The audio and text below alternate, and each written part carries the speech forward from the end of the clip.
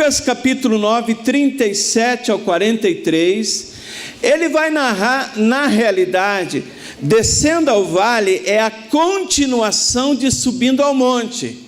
Se porventura lá a sua célula de aliança estiver meio atrasada, você pode casar essas duas mensagens aqui, porque essas duas mensagens, elas uma complementa a outra. Por quê? Porque na realidade ninguém desce ao vale se primeiro não subir no monte. Amém? Diga isso para o seu irmão: ninguém desce ao vale se primeiro não subir no monte.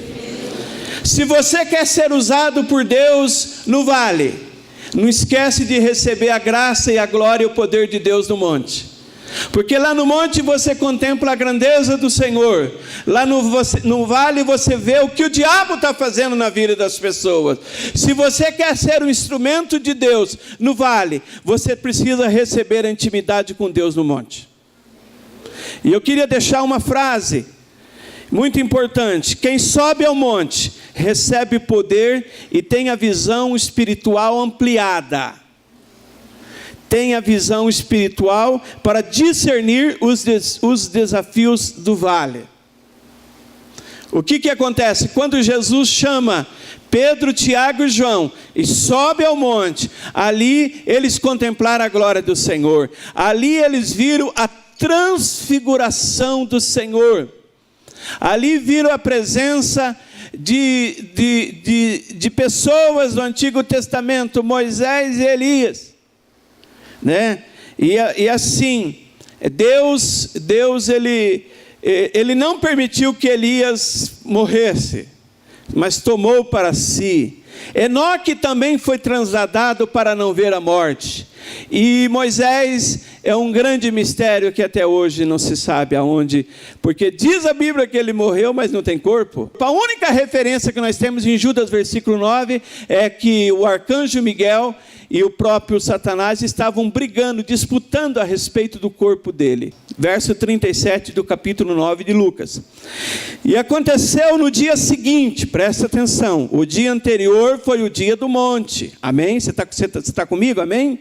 O dia de ontem foi o dia do monte. O dia de ontem foi o dia de contemplar a glória do Senhor. O dia de ontem foi ver a transfiguração, tanto que Pedro gostou tanto da unção, falou: Jesus, vamos fazer 3 cabanas aqui, uma para o Senhor, para Moisés, para Elias, e vamos ficar nesse lugar, porque esse lugar aqui está bom demais, senhor. Vamos ficar aqui. Mas no dia seguinte, é igual casamento, né? Sábado é a festa, sábado não, sexta, né? Sexta é a festa, é o vestido da noiva, mas o dia seguinte é a realidade.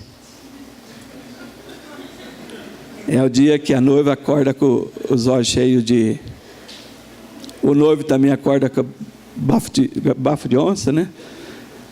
É o dia seguinte, é a realidade. Bem-vindo à vida real. Fora os gases venenosos, né?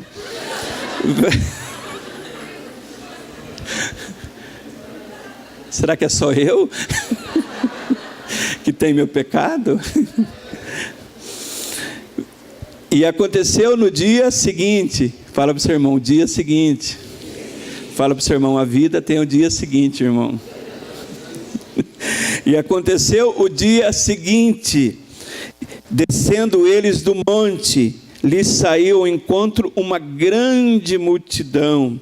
E eis um homem da multidão clamou, dizendo: Mestre, eu peço-te que olhes para o meu filho, porque é o único que eu tenho.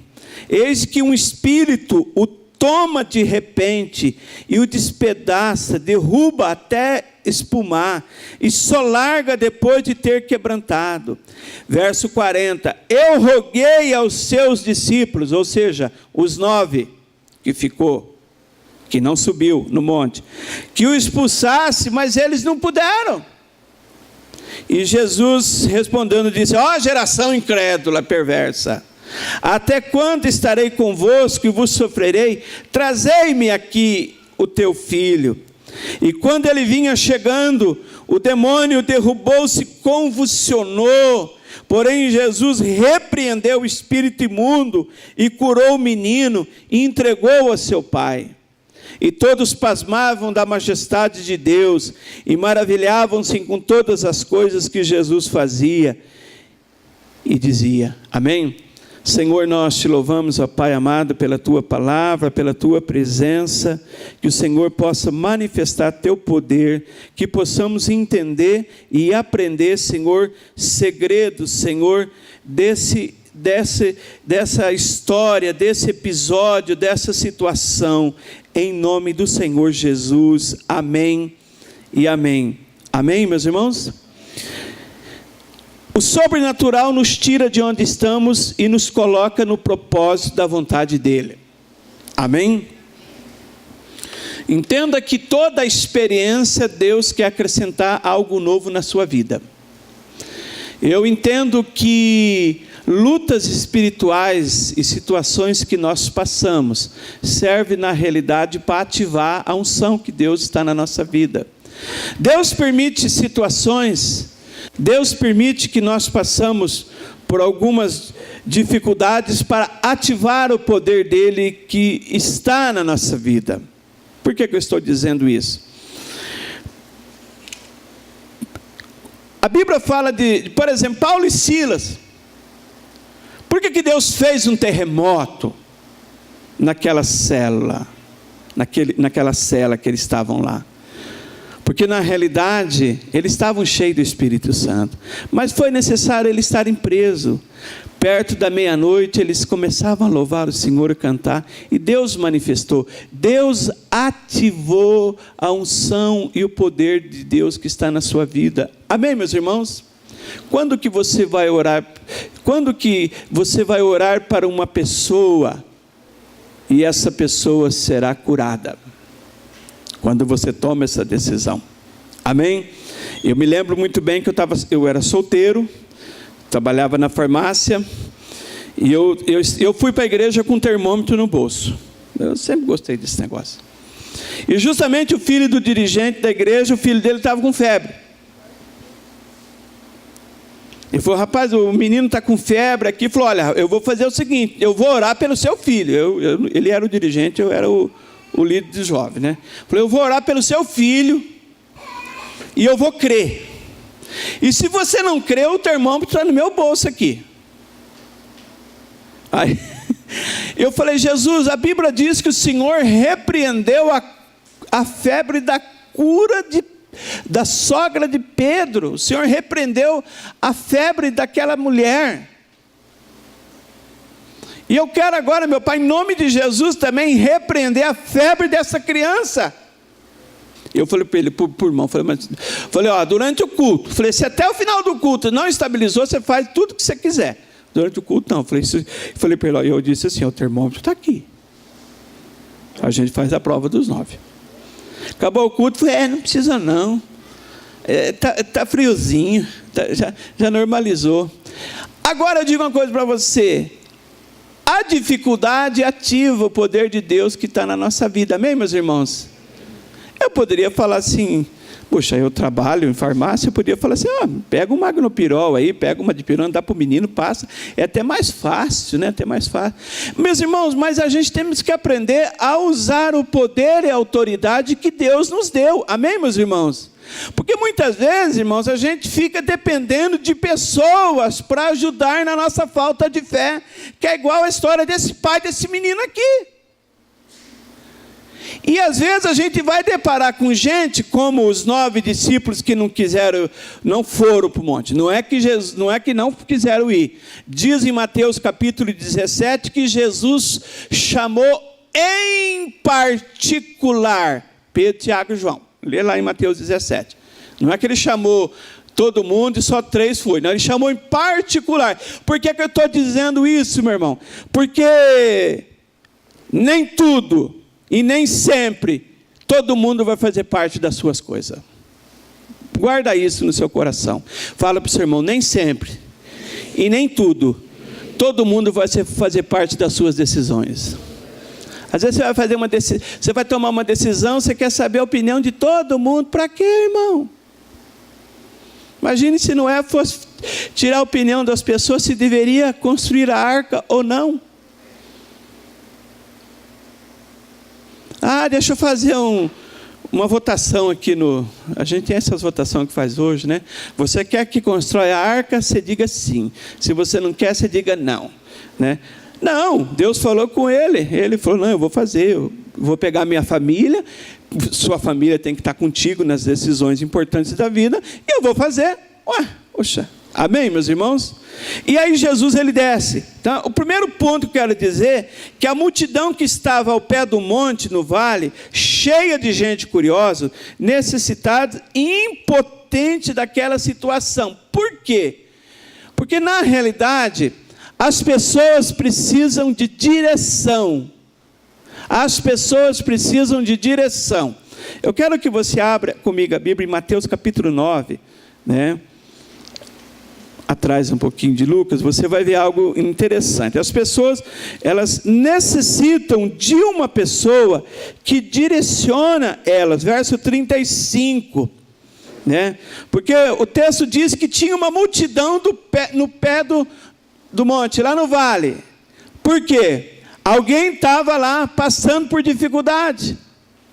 Então sempre vai ter gente curiosa, gente necessitada, gente precisando.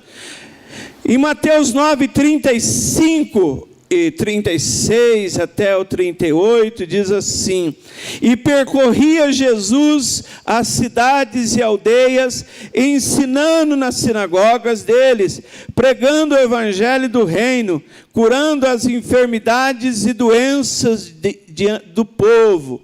Diga assim, doenças e enfermidades. Espera aí, você vai lá no seu médico, você vai perguntar para o seu médico: doutor, eu tenho doença ou tenho enfermidade? O que ele vai responder para você? É a mesma coisa. É um sinônimo. É um sinônimo. O texto meu fala moléstia. Por que Mateus disse que Jesus curava doenças e enfermidades? E eu leio essas coisas assim por anos, eu fico intrigado, sabe? Se já colocasse Jesus andava pelas aldeias curando as doenças, eu ia entender. Jesus curava as enfermidades, eu ia entender. Bastava, né? A Bíblia diz lá em Isaías 53, verdadeiramente Ele tomou sobre si todas as nossas enfermidades. A gente entende. E aí eu entendo que quando se trata de doenças e enfermidades, eu posso analisar pela palavra e pelo entendimento que existe doenças físicas e existe doenças espirituais. Vamos dizer, diga assim, doenças físicas e doenças espirituais. Lucas capítulo 18, Jesus chega na sinagoga, não precisa abrir, e ele encontra uma mulher que tinha uma enfermidade nas costas e era uma doença espiritual. E ele tanto disse, essa mulher está com um espírito de enfermidade, mas teve muitas outras situações que era uma doença física. Por exemplo, a mulher do fluxo de sangue. Ela não tinha um problema espiritual, ela tinha um problema físico, mas ela tocou no Senhor e o Senhor curou ela. Amém, meus irmãos? E aí Jesus encontra essas pessoas que estão aí com doenças e enfermidades. Verso 36 do capítulo 9. Ele, vendo a multidão, teve grande compaixão deles, porque andavam desgarrados e errantes, como ovelha que não tem pastor. Tem muitas pessoas que são ovelhas, mas não tem pastor. São ovelhas, mas não tem líder. Não tem quem direcione a sua vida. Não tem quem direcione a sua vida. Amém? Verso 37. Jesus disse aos discípulos: a seara realmente é grande, mas os ceifeiros são poucos. Mas vamos orar, pedir ao Senhor da seara que mande ceifeiros para a sua obra. Ou seja, por isso que nós temos orado para Deus levantar líderes. Líderes para ir atrás dessas pessoas que estão perdidas. Para ir atrás dessas pessoas. E aí Jesus chega lá no pé do monte, ele encontra uma grande luta, né? E é interessante uma segunda frase que diz o nosso estudo aqui, que quando o monte e o vale se encontram, o efeito do encontro com Deus é percebido. Quando o monte, a unção e o vale, que é a necessidade, se encontra, você vai ver que o efeito daquela unção, ela é percebida, porque na subida está a intimidade de Deus revelada, a glória e o poder de Deus para ser usado. No vale, a descida, você percebe que as ovelhas estão necessitadas. Presta atenção, meu irmão, se Deus te deu alguma coisa para você no monte, na sua intimidade com Deus, com certeza vai vir pessoas que você vai ter que usar isso para abençoar a vida das pessoas. Amém? Deus nunca vai te dar nada que você vai guardar, isso aqui é meu, esse dom é meu, esta unção é minha, puxa, pastor Braz, Deus, eu tenho lido a Bíblia aqui, Deus tem me revelado tanta coisa, meu irmão, isso aí você tem que repartir com as pessoas, isso são joias, isso são pérolas que você tem que repartir com as pessoas. Puxa, eu tenho buscado a Deus, eu tenho colocado aquele louvor legal lá, que o meu orgulho me tirou do jardim, né? E aquele louvor legal, eu tenho visto umas coisas legais lá, né? Então, meu irmão, se você tem recebido essa unção, esse poder, saiba que você tem que repartir isso com outras pessoas. Quantos estão entendendo, meus irmãos? Não leve essa unção para você no seu caixão. Lá não vai resolver nada. Só se você quer ser o Eliseu na vida, que mesmo depois de morto, os seus ossos, alguém cai lá e ressuscita, né? Eliseu levou a unção com ele, né? Porque o Geazi não quis. O Geazi quis outras coisas, né? Aí Eliseu levou a unção com ele. Aí um dia eles jogaram ele, enterraram o Eliseu, faltava um milagre, porque ele queria a unção dobrada de Elias, e ele faltou um milagre, contabilizou, faltou um milagre, ele morreu, falou, não recebeu a unção dobrada. Aí um dia, ele estava lá enterrado, já tinha os ossos já estavam dentro lá da sepultura, jogaram-se um homem lá dentro, quando aquele homem morto caiu lá, o homem pulou para cima, ele levou a unção com ele. Fala assim para o seu irmão, não leve a unção com você, meu irmão. Reparta a unção com outras pessoas.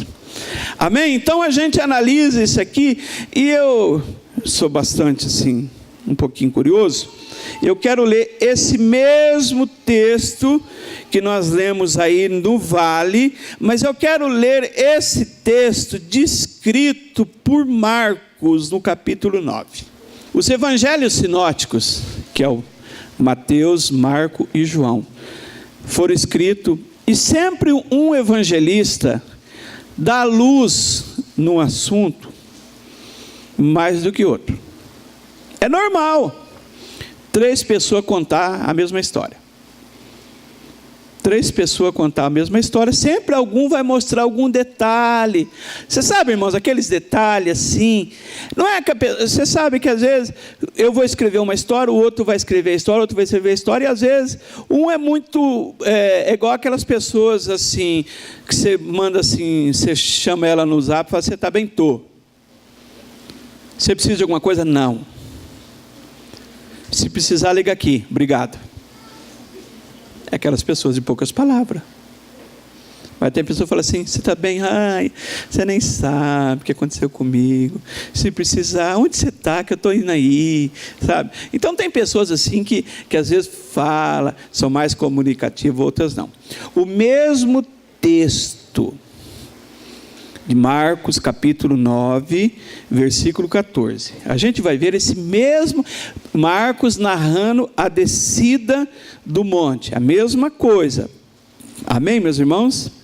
E quando se aproximou dos discípulos, viu ao grande deles uma grande multidão, e alguns escribas disputavam com eles. Olha, lá em Lucas não tinha escriba, aqui já tem escriba já perturbando lá já.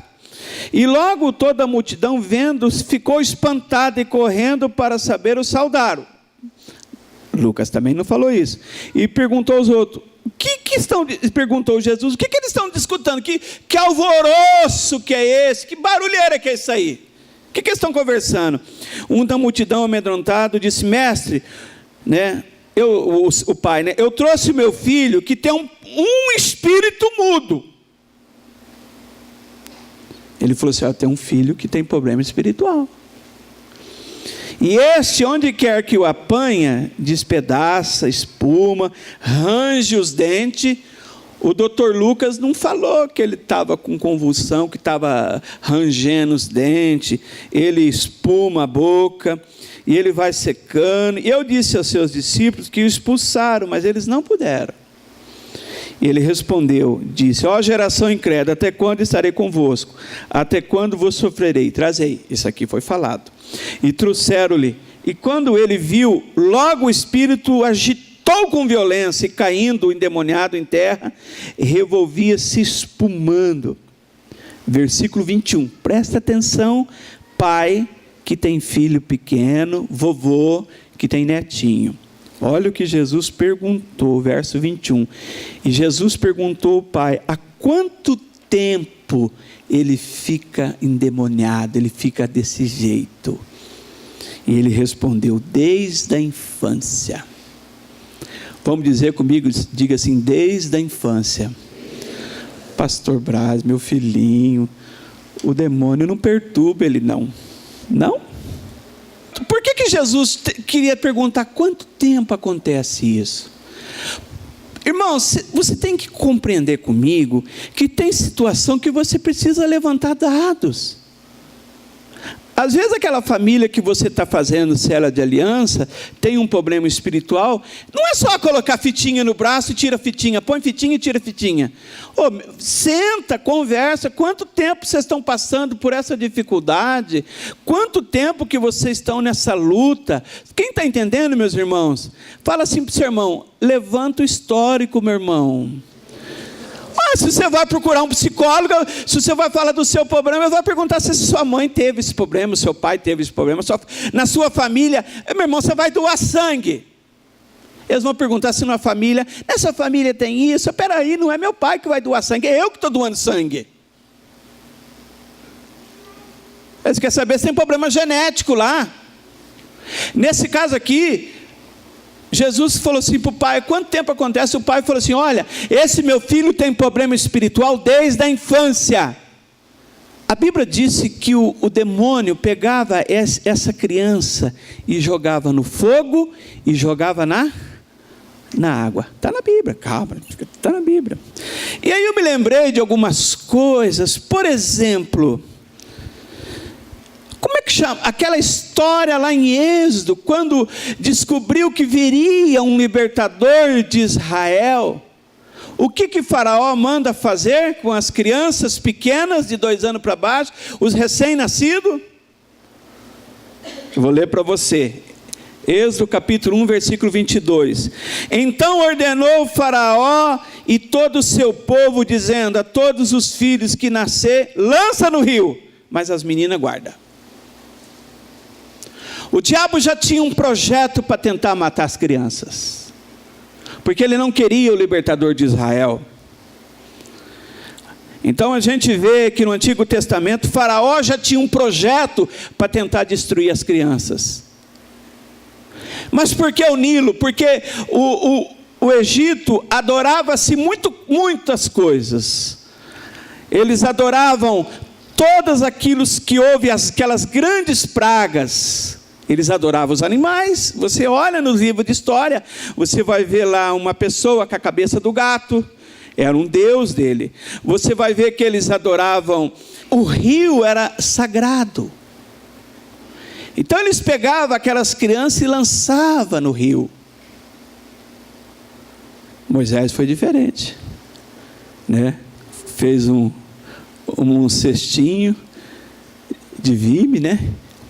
Passou bitume para não entrar água por dentro e por fora. E sabia-se aonde a filha do faraó ia tomar banho, né? Ia lá com as moças dela, que ninguém podia chegar perto. E aí empurra. E ela estava tomando banho, e de repente chega aquele barquinho, né? aquele cestinho, e Moisés envolto uma roupinha, olhou para ela, gugu, dada, assim, ela já pegou para ele. Mas havia um projeto para destruir as crianças. Amém, meus irmãos?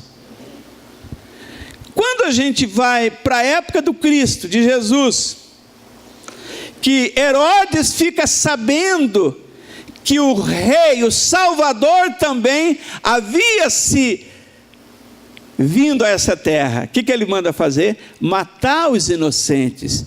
Em Mateus 2,16, se você quiser acompanhar comigo a leitura, Mateus 2,16, né? Herodes ficou muito irado em Belém e aos seus arredores, e aí então todos os meninos de 2 anos para baixo, conforme o tempo exato que os magos haviam falado, no capítulo 2 de Mateus 16, então Herodes, vendo que tinha sido iludido pelos magos, irritou-se muito e mandou matar todos os meninos que estavam em Belém e aos redores de 2 anos para baixo, segundo o tempo diligentemente dito pelos magos.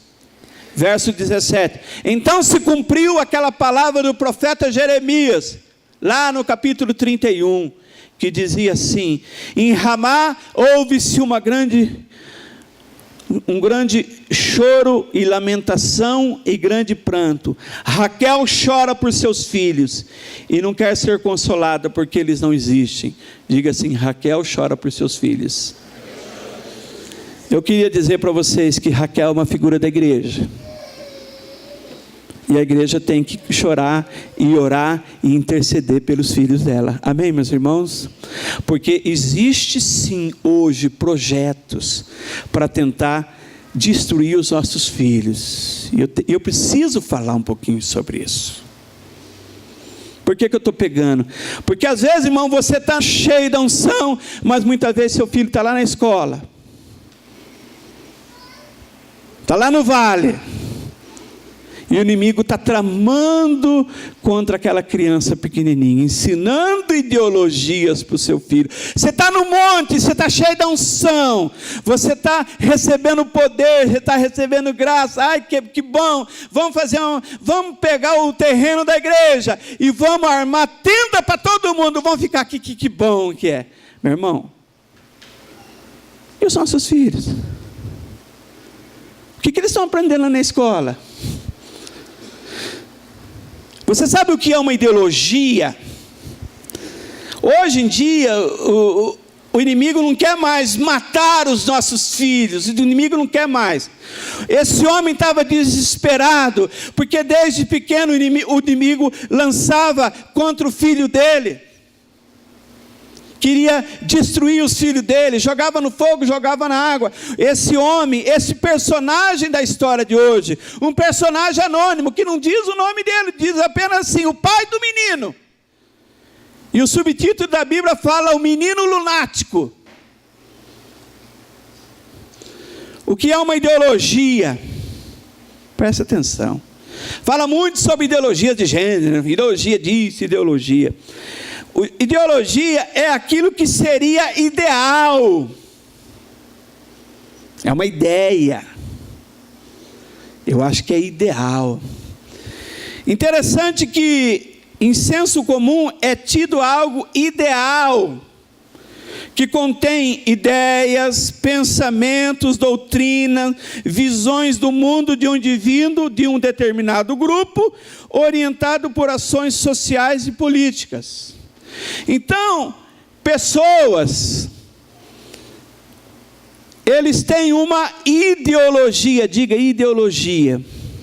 Espera aí, então eu vou criar uma ideologia. Senta-se pessoas isso aí, irmão, não é de agora. Isso vem do início do século passado, de um camarada chamado Gramsci, um pensador, e juntando a ideia de Marx, e outras pessoas foram criando essas, e agora nos últimos tempos, tem atacado frontamente as nossas crianças. Temos mães aqui na igreja que têm ido na reunião de pais, e dito assim: por que está ensinando essas coisas para minha filha? Por que está obrigando a minha filha a brincar de carrinho e os meninos brincar de bonequinha? Conversei com o irmão que trouxe uma palestra sobre isso. que ele é advogado e ele é filho do senador da República. E eu falei assim, como é que funciona? A gente vai comer na mão dos outros? Ele falou assim, quando essa lei foi barrada lá no Congresso Nacional, no Senado, aí deixou isso para cada cidade escolhesse, decidisse, votava no legislativo, que é a Câmara Municipal. Aí cada cidade vai votar. Em Campinas já foi barrado isso. Em Campinas é proibido. Eu digo isso para vocês. Pega a data da ata da Câmara Municipal, quando foi proibido em Campinas, e leva na reunião de paz. E fala assim, isso aqui é pedagógico? Ah, é lúdico. É lúdico? Meu irmão, eu dei aula no ensino fundamental. Ensino fundamental é 8 matérias. Eu dei aula no ensino médio, é 12 matérias. E a única coisa que abre-se um precedente no ensino médio, para a gente discutir alguma dessas coisas, é sociologia e filosofia. Nós, professores, reuníamos muitas vezes, até na Unicamp, e a gente passava o dia pegando o livro do material didático adotado pela escola, com todos os professores de sociologia ou filosofia, dependendo a reunião, para ver se aquilo que estava sendo ensinado batia com o plano de ensino do governo. E a gente tinha que pegar o que estava o conteúdo lá do livro didático aprovado pela escola, se batia com o conteúdo do plano de ensino do governo. Agora, o que acontece? Por que existem outras coisas que estão ensinando? Desculpa, mas é do docente. Ele está colocando aquilo. Porque uma equipe gestora, diretora e coordenadora, se quiser, não aceita na escola determinado material didático. Eu tenho uma discípula que dá aula para criança pequenininha, de alfabetização. Ela falou, pastor, lá na nossa escola não tem isso. A professora, quando viu chegar esse material, ela falou assim, esse material nós não queremos, pode levar tudo de volta. Hoje, Faraó não quer mais pegar os seus filhos e jogar no rio. Amém, meus irmãos? Não quer mais. Porque Moisés já nasceu. E ele tirou o povo do Egito. Hoje Herodes não quer pegar as crianças, os meninos de 2 anos para baixo e mandar matar. Porque o Salvador já nasceu e libertou. Amém? Hoje a nossa luta não é contra a carne e contra a sangue. A nossa luta hoje é uma luta espiritual. Hoje a nossa luta, meu irmão, é luta contra ideologias, contra ensinamentos errados, coisas que vêm tentar roubar a nossa fé. Quantos estão entendendo, meus irmãos? O texto que nós lemos aí foi muito bom, porque Marcos deu um pouco de luz, que Lucas talvez assim não quis falar, mas desde a infância. Por que eu estou dizendo, meu irmão? Porque existe coisas, presta atenção, a psicologia ensina isso muito melhor que eu, que existe algumas construções que nós vamos edificar na vida dos nossos filhos, que eles não vão esquecer nunca. Salomão dizia assim, ensina o seu filho no caminho que ele deve andar. Fala para o seu irmão assim, ensina. Ele não aprende sozinho, não é construção social e cultural, ele é ensinado. Amém? Moisés escreveu lá no livro de Deuteronômio, pegue a palavra, inculque essa palavra na cabeça dos seus filhos, andando pela casa, inculca, ele quis dizer assim, inculca é de verdade, pega essa palavra e coloca na cuca do seu filho.